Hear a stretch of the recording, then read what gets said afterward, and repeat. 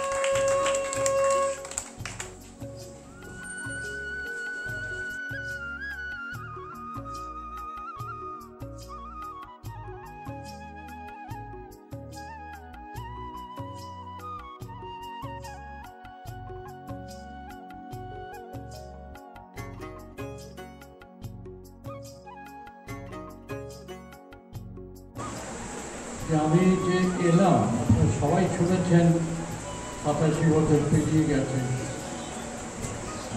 88-তে পৌঁছে আরও 2-1 মাস পেরিয়ে গেল। কিন্তু কেন এলাম? এই দূর গ্রামের একটা স্কুলে এলাম অনেকগুলো কারণ। একটা কারণ রবীন্দ্রনাথের মূর্তি উদ্বোধন হবে, তাতে আমার মতো একটা মানুষ ডাক পেয়েছে। এটা লোভ হয়, এই লোভটা আমি সামলাতে পারব।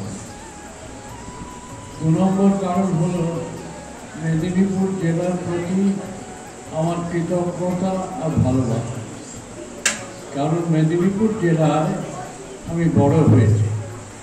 ওপার বাংলা থেকে এসে উদ্বাস্তু হিসেবে আমি খড়গপুরে ছিলাম। খড়গপুরে, পশ্চিম মেদিনীপুর আছে, খড়গপুরে একটা উদ্বাস্তু স্কুলে আমি পড়েছি। খড়গপুর কলেজে প্রথম 2 বছর পড়েছি।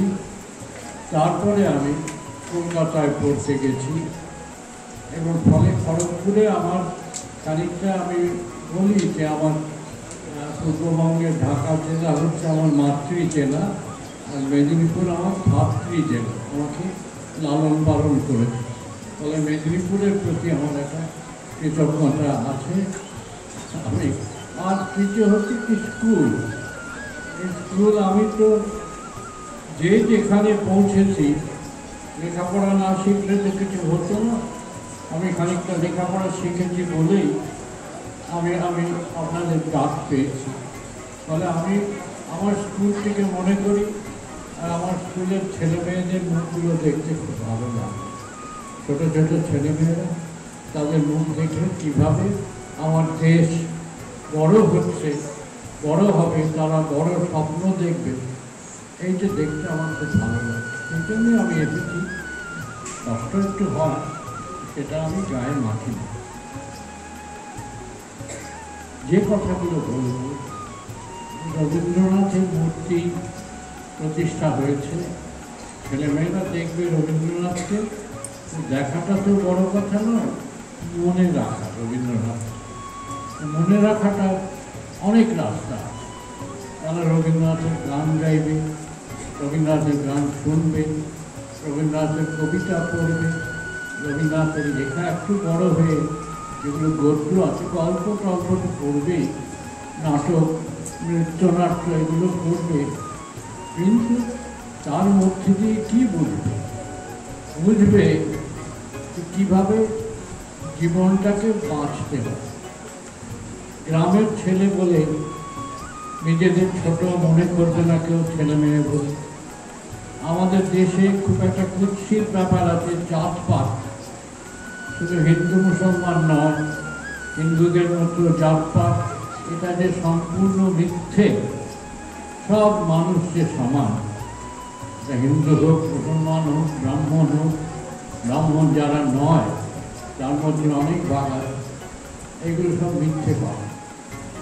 এই মিথ্যেগুলোকে তোমরা মিথ্যে প্রমাণ করবে, নিজেরা বড় হবে, স্বপ্ন দেখবে।